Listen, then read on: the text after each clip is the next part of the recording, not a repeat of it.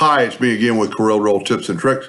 Somebody sent me this file and they want to know what's the easiest way to put these blocks or this dark blue block exactly in the center between these two.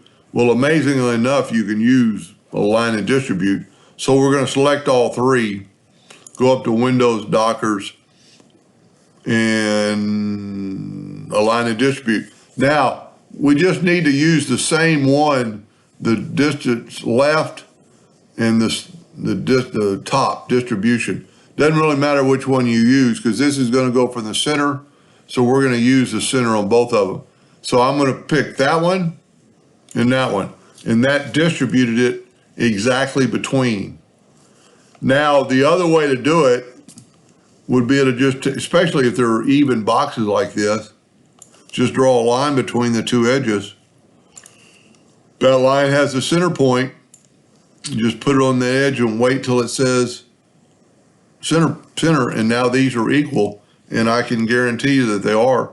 We'll just prove it with our parallel dimension tool.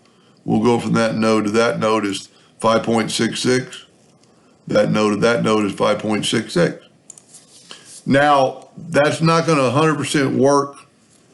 Sometimes if the boxes are weird shapes, because you wouldn't be able to, well, the align and distribute will, but the putting the line there won't really work. Say if this box was quite a bit bigger and the lines might not go through there, well, let's just prove it.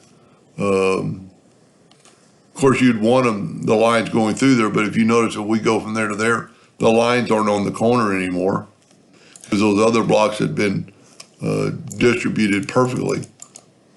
Anyway, I hope that helped a little bit. Thank you for watching.